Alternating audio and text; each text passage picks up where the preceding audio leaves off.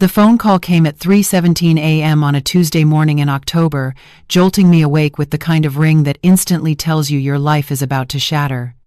Detective Williams from the Asheville Police Department spoke in that careful, practiced tone that officers use when they're about to destroy someone's world.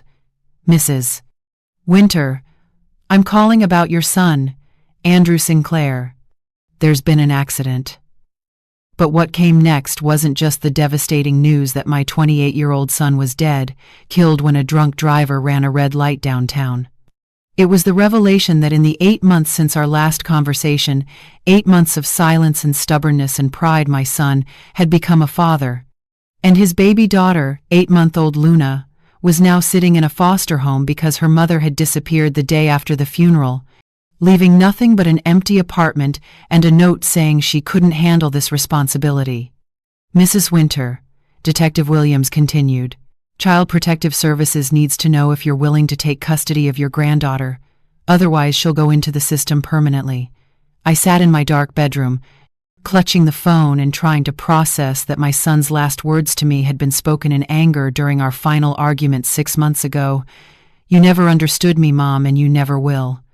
Stay out of my life."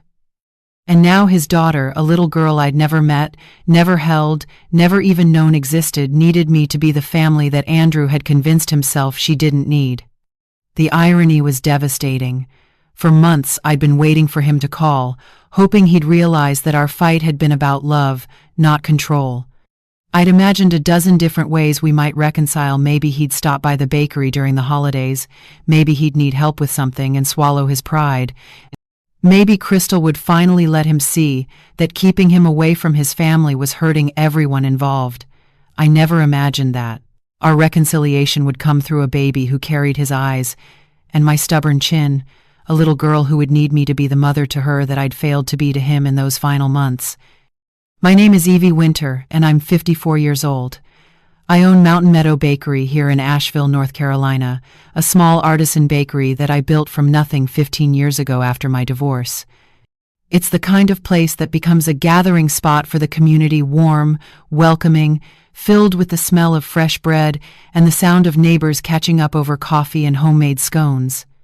Andrew was my only child, born when I was 26 and still married to his father, Richard. After Richard and I divorced when Andrew was 12, it became just the two of us against the world.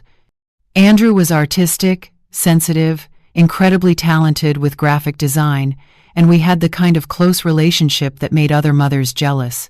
He'd spend afternoons after school at the bakery, doing homework at one of the corner tables while I perfected new recipes, and weekends helping me cater events around town.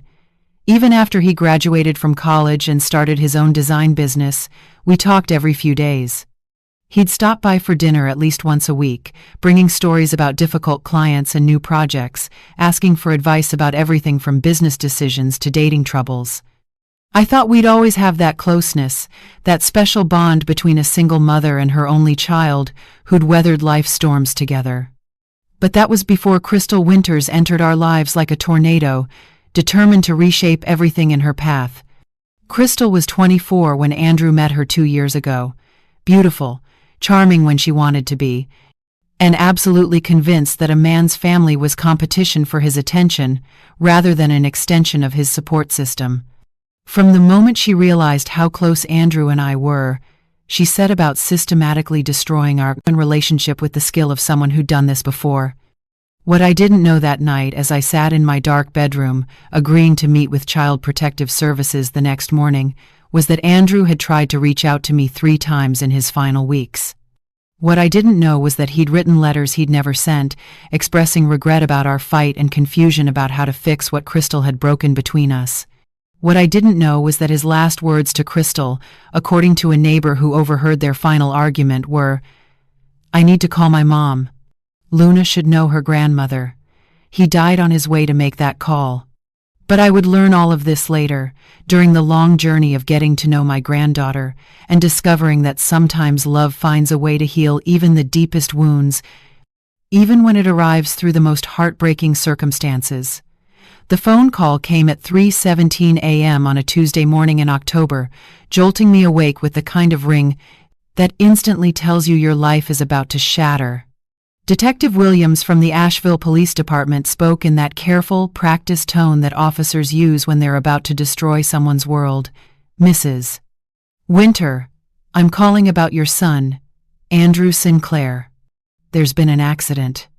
But what came next wasn't just the devastating news that my 28-year-old son was dead, killed when a drunk driver ran a red light downtown. It was the revelation that in the 8 months since our last conversation, 8 months of silence and stubbornness and pride, my son had become a father. And his baby daughter, 8-month-old Luna, was now sitting in a foster home because her mother had disappeared the day after the funeral, leaving nothing but an empty apartment and a note saying she couldn't handle this responsibility. Mrs. Winter, Detective Williams continued, Child Protective Services needs to know if you're willing to take custody of your granddaughter. Otherwise, she'll go into the system permanently. I sat in my dark bedroom, clutching the phone and trying to process that my son's last words to me had been spoken in anger during our final argument 6 months ago. You never understood me, Mom, and you never will. Stay out of my life. And now his daughter, a little girl I'd never met, never held, never even known existed, needed me to be the family that Andrew had convinced himself she didn't need. The irony was devastating. For months, I'd been waiting for him to call, hoping he'd realize that our fight had been about love, not control. I'd imagined a dozen different ways we might reconcile. Maybe he'd stop by the bakery during the holidays. Maybe he'd need help with something and swallow his pride. Maybe Crystal would finally let him see that keeping him away from his family was hurting everyone involved. I never imagined that our reconciliation would come through a baby who carried his eyes and my stubborn chin, a little girl who would need me to be the mother to her that I'd failed to be to him in those final months. My name is Evie Winter, and I'm 54 years old. I own Mountain Meadow Bakery here in Asheville, North Carolina, a small artisan bakery that I built from nothing 15 years ago after my divorce. It's the kind of place that becomes a gathering spot for the community, warm, welcoming, filled with the smell of fresh bread and the sound of neighbors catching up over coffee and homemade scones. Andrew was my only child, born when I was 26, and still married to his father, Richard. After Richard and I divorced when Andrew was 12, it became just the two of us against the world. Andrew was artistic, sensitive, incredibly talented with graphic design, and we had the kind of close relationship that made other mothers jealous. He'd spend afternoons after school at the bakery, doing homework at one of the corner tables while I perfected new recipes, and weekends helping me cater events around town. Even after he graduated from college and started his own design business, we talked every few days. He'd stop by for dinner at least once a week, bringing stories about difficult clients and new projects, asking for advice about everything from business decisions to dating troubles. I thought we'd always have that closeness, that special bond between a single mother and her only child who'd weathered life's storms together. But that was before Crystal Winters entered our lives like a tornado, determined to reshape everything in her path. Crystal was 24 when Andrew met her 2 years ago, beautiful, charming when she wanted to be, and absolutely convinced that a man's family was competition for his attention, rather than an extension of his support system. From the moment she realized how close Andrew and I were, she set about systematically destroying our relationship with the skill of someone who'd done this before. What I didn't know that night as I sat in my dark bedroom, agreeing to meet with Child Protective Services the next morning, was that Andrew had tried to reach out to me 3 times in his final weeks. What I didn't know was that he'd written letters he'd never sent, expressing regret about our fight and confusion about how to fix what Crystal had broken between us. What I didn't know was that his last words to Crystal, according to a neighbor who overheard their final argument, were, "I need to call my mom. Luna should know her grandmother." He died on his way to make that call.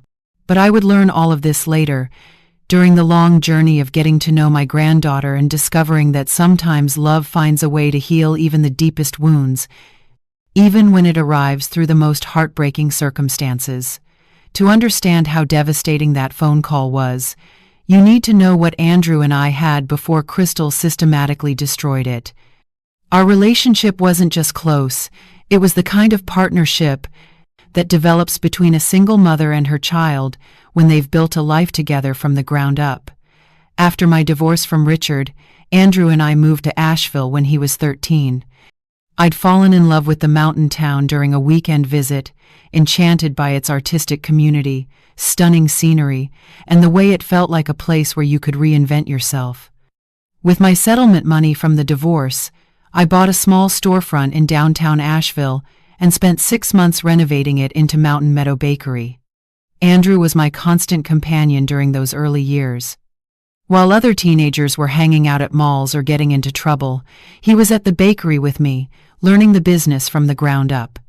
He designed my first logo, helped me paint the walls a warm yellow that made everyone feel welcome, and became my unofficial taste tester for every new recipe I developed. "Mom, this cinnamon roll needs more vanilla," he'd say at 14, his artistic palate already more sophisticated than most adults. "And maybe a little orange zest in the icing?"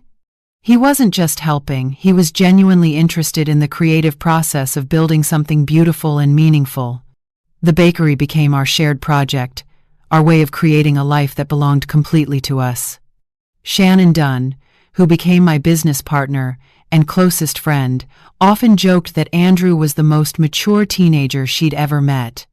"That kid has better business instincts than most adults," she'd say, watching him suggest layout changes for our display cases or recommend which local artists we should feature on our walls. Andrew went to college for graphic design but stayed local, attending UNC Asheville so he could still help at the bakery on weekends.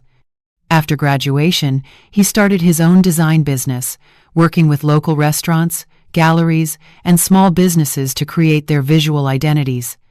He was talented, ambitious, and building a reputation throughout Western North Carolina for his innovative work. But even as his career took off, we maintained our close relationship. Sunday dinners at my cottage became a tradition. I'd cook, he'd bring wine, and we'd spend hours talking about everything from his latest design projects to my ideas for expanding the bakery. He was my sounding board for major decisions, and I was his for navigating the challenges of running a small business in a competitive market. "You know what I love about our relationship?" he told me about 3 years ago, sitting on my front porch with a beer while we watched the sunset over the Blue Ridge Mountains. "We're not just mother and son, we're genuine friends. I can tell you anything, and you actually listen instead of just giving me parental advice." That's what made the change so painful when it came. Andrew had dated other women over the years, and I'd always gotten along well with his girlfriends. I made an effort to include them in family dinners, asked about their interests and careers, and genuinely tried to welcome them into our small family circle. But Crystal was different from the moment Andrew brought her home 18 months ago. She was undeniably beautiful, long blonde hair, striking blue eyes, the kind of confident sexuality that turned heads wherever she went. Andrew was clearly smitten, talking about her constantly and rearranging his entire schedule around her preferences. The first red flag came during their third visit to Sunday dinner. I'd made Andrew's favorite meal, herb-crusted salmon with roasted vegetables and homemade bread, and was sharing a funny story about a customer at the bakery when Crystal interrupted. "Andrew, honey, this family time is sweet, but don't you think it's a little weird for a grown man to spend every Sunday with his mother? Most people your age are building their own traditions." She said it with a smile, but there was steel underneath the sweetness. Andrew looked uncomfortable but didn't defend our tradition. Instead, he changed the subject, and I felt a chill that had nothing to do with the October mountain air. That was the beginning of the end, though I didn't recognize it at the time. Crystal had identified what she saw as the primary threat to her control over Andrew, his close relationship with me, and she was about to systematically dismantle it with the precision of a demolition expert. What I didn't understand then was that some people see love as a zero-sum game, where someone else's relationship with your partner automatically diminishes your own.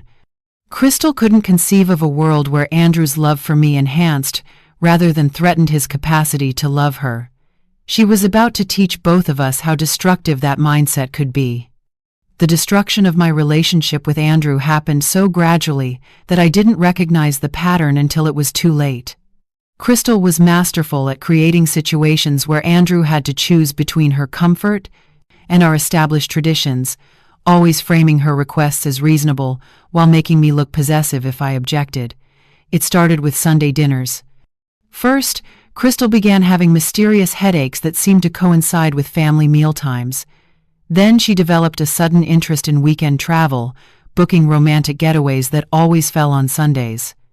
When I suggested we could move dinner to Saturday or Friday to accommodate their plans, she'd smile sweetly and say, "Oh, Evie, we shouldn't have to restructure our entire weekend around one meal. Maybe Andrew and I need to start creating our own traditions." Andrew, caught in the middle and desperately wanting to keep everyone happy, began canceling our dinners with increasing frequency. Each time, he'd call with elaborate apologies and promises that we'd get together soon, but soon started stretching into weeks, then months. The second attack came on my involvement in his business. I'd been Andrew's unofficial consultant since he'd started his design company, helping him navigate client relationships and offering feedback on his work. Crystal convinced him that this was unprofessional and that he needed to establish clearer boundaries between family and business if he wanted to be taken seriously as an entrepreneur. "You're incredibly talented, Andrew," she'd say in front of me, "but potential clients might wonder if you can make independent decisions when your mother is so involved in your work. It might be time to stand on your own 2 feet professionally." She made my support sound like coddling, my pride in his achievements seem like interference. Gradually, Andrew stopped asking for my opinion on his projects and stopped sharing the details of his work that had once been such an important part of our conversations.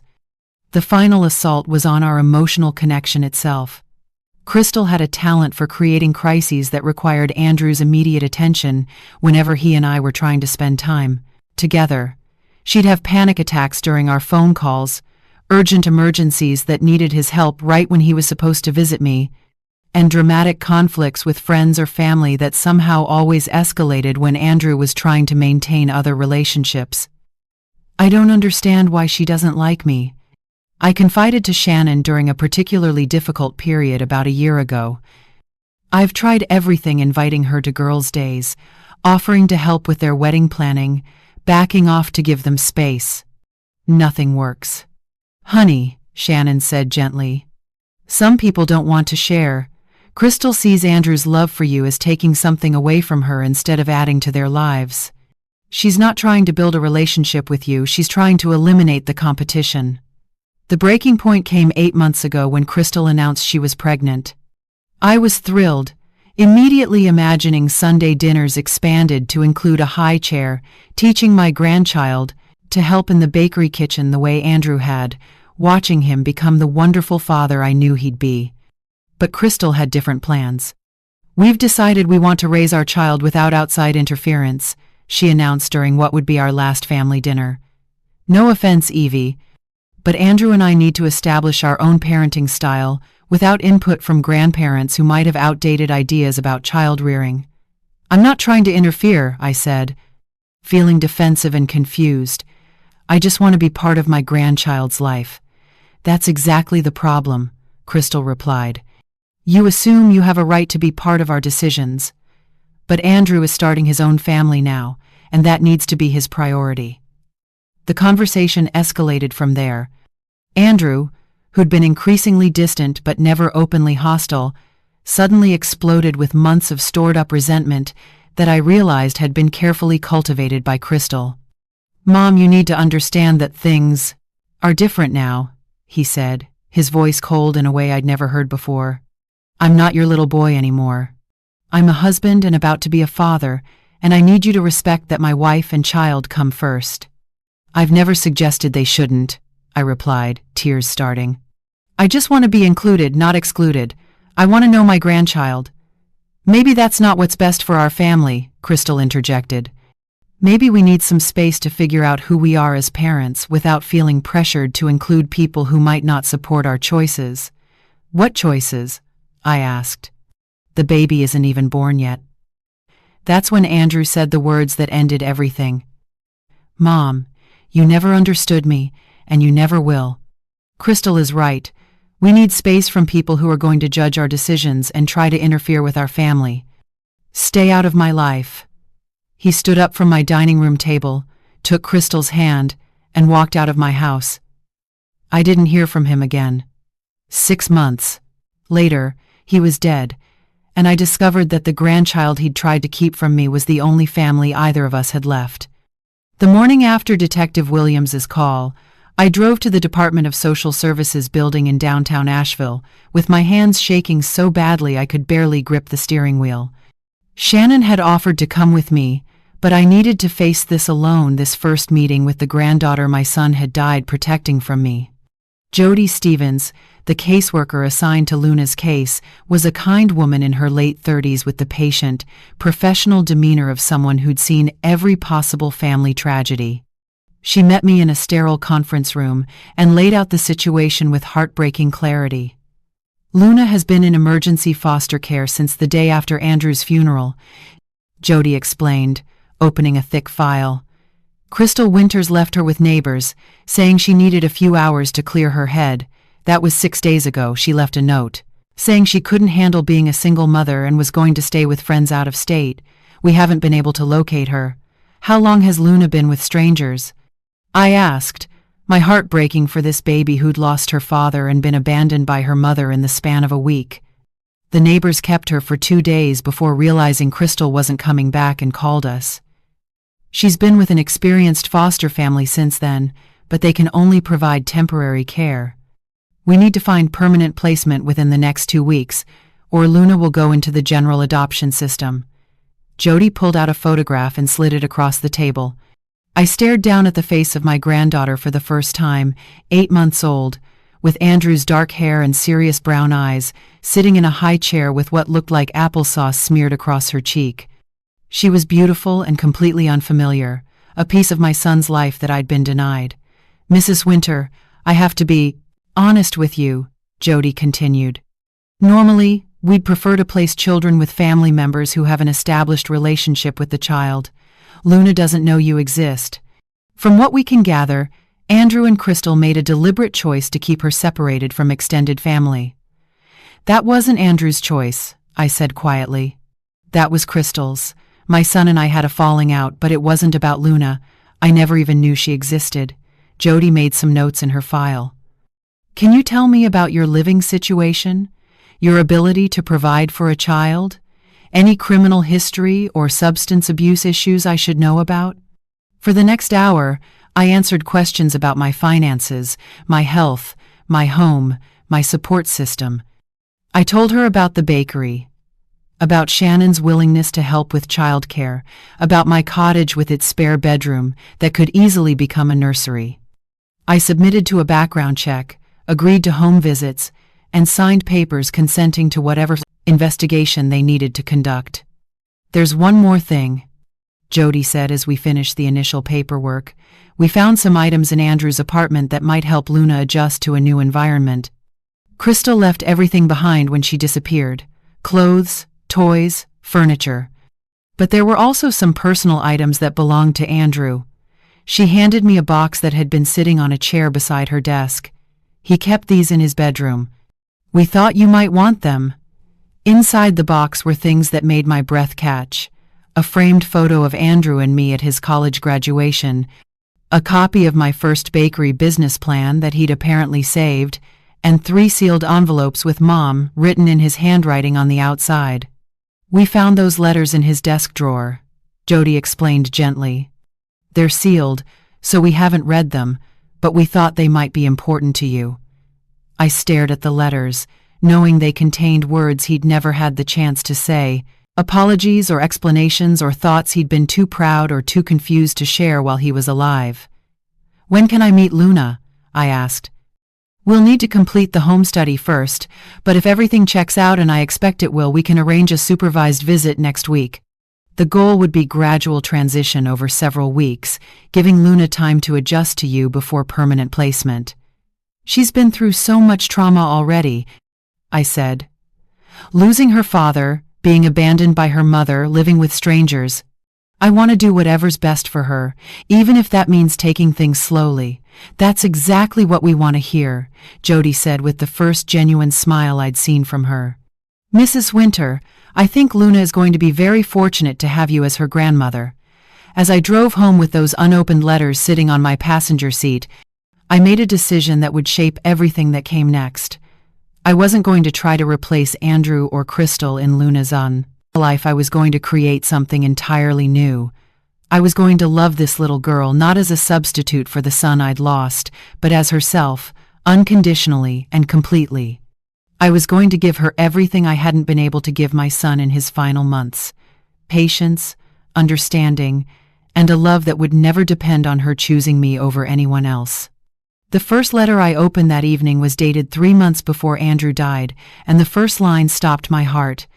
Mom, I don't know how to fix what I've broken between us, but I need you to know that pushing you away was the biggest mistake of my life. Sitting in my kitchen with tears already streaming down my face, I read my son's words he'd been too proud or too confused to say while he was alive. I know you probably think I chose Crystal over you, but that's not what happened. She convinced me that having a close relationship with you meant I wasn't ready to be a real husband and father. She made me feel like every conversation with you, every Sunday dinner, every time I asked for your advice, was proof that I was still a child instead of a man building his own family. I realize now that she was wrong. She was threatened by our relationship because she didn't understand that love isn't a competition. You loving me didn't take anything away from her, it just meant Luna would have had more people to love her. But by the time I figured that out, I'd said things I can't take back, and I don't know how to make it right. The second letter was dated 6 weeks before his death. Luna said, "Mama, yesterday," and all I could think about was how you would have cried happy tears hearing her first word. "You should be here, Mom.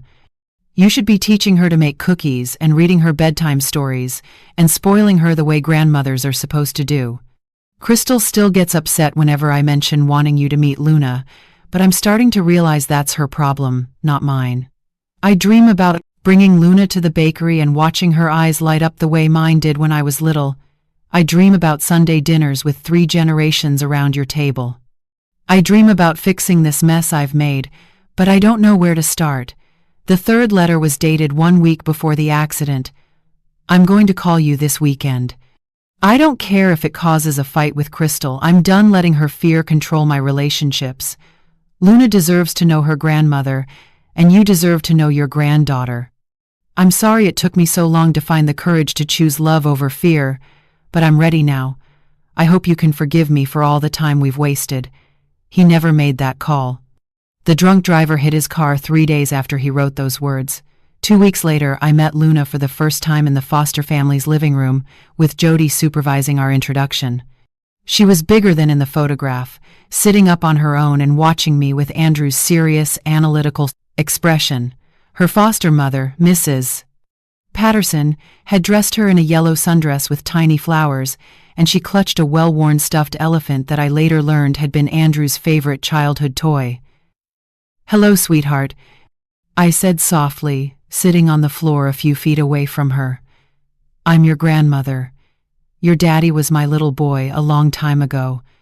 Luna studied me with those familiar brown eyes, and I could see Andrew in every feature: the shape of her face, the way she tilted her head when concentrating, even the stubborn set of her jaw that I recognized from countless arguments with my son over the years.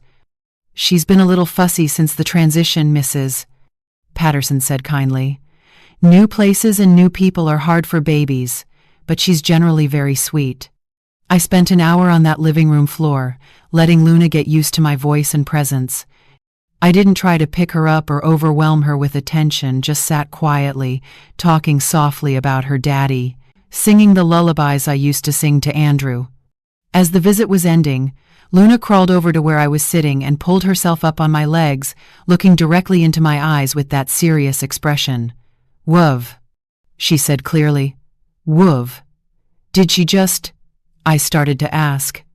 "That's her word for everything she likes, Mrs. Patterson said with a smile. "Food, toys, people she's comfortable with. She's been saying it for about a week now. But I knew better. Luna's first real word wasn't just love, it was her way of bridging the gap between her father's anger and the healing that was about to begin. She was 8 months old, but somehow she understood that love was the most important thing she could say to the grandmother she was meeting for the first time. Andrew's last words to me had been spoken in anger, but his daughter's first word was love. And in that moment, I knew that everything was going to be okay. 6 months later, Luna calls me Nana and reaches for me when she's tired or scared or simply wants comfort. She's walking now, toddling around my cottage with the determined confidence that seems to be a family trait. And she's developed an obsession with helping me in the bakery kitchen, mostly by banging wooden spoons on mixing bowls while I work. But the most healing part of raising Luna has been discovering how much of Andrew lives on in her daily life. She has his artistic eye, carefully arranging her toys in patterns that would make any designer proud. She has his curiosity, examining everything with intense focus before deciding whether it meets her standards. And she has his stubborn streak, which becomes apparent whenever she's asked to do something she doesn't want to do. She's definitely a Sinclair. Shannon laughs, watching Luna refuse to wear the adorable hat I've bought her for our winter walks. That determined little chin is pure Andrew. 3 months ago, while organizing Andrew's belongings that I'd finally been able to retrieve from his apartment, I found a folder hidden in his desk drawer labeled Luna. Inside were dozens of photos he'd taken of her first smiles, first attempts at sitting up, first taste of solid food, along with handwritten notes documenting every milestone. He'd been keeping a record of her development, and at the bottom of the folder was a note that brought me to tears. "From Mom, so you can see everything you missed and know everything that made Luna who she is. I hope someday I'll have the courage to share this with you in person." He'd been planning to reconnect with me all along. He'd been documenting Luna's life because he knew I'd want to know every detail. Even in the midst of Crystal's manipulation and his own confusion, part of him had known that keeping us apart was wrong. I've created a photo album combining Andrew's secret pictures with new ones of Luna and me, so she'll always have a complete record of her life both before and after I became part of it. When she's old enough, I'll tell her about the father who loved her enough to document every precious moment, even when he thought no one else would ever see those photos. Crystal never came back. According to Jody, she's living in California now, working at a restaurant and apparently telling people she's never been married or had children. She's signed away her parental rights, which makes Luna's adoption by me official and permanent. Sometimes I feel angry about Crystal's abandonment, but mostly I feel grateful that she made a choice that was ultimately best for Luna, even if it was made for selfish reasons. The bakery has become Luna's second home. She has a high chair in the back office where she sits while I handle administrative work, and regular customers have gotten used to seeing her toddling around the dining area, charming everyone with her serious expressions and her enthusiastic waves. Mrs. Patterson, the elderly woman who fostered her briefly, has become like a surrogate grandmother, stopping by several times a week to read stories and teach Luna songs. "You know what I think?" Shannon said recently, watching Luna carefully. "Help me frost cupcakes by adding liberal amounts of sprinkles to everything within reach. I think Andrew would be so proud of the life you've built for her." This is exactly what he would have wanted Luna growing up, surrounded by love and community and the kind of stability he grew up with. The lesson I've learned from this devastating and beautiful journey is that love really can heal the deepest wounds, but sometimes it takes a new generation to show us how. Luna will never know the grandfather who shaped my life, but she carries his creativity and determination in her DNA. She'll never remember the conflict that kept me away from her first months, but she'll grow up knowing that she's unconditionally loved and wanted. Andrew's angry words were the last I heard from him, but they weren't his last words about our relationship. His letters showed me that love had won in the end.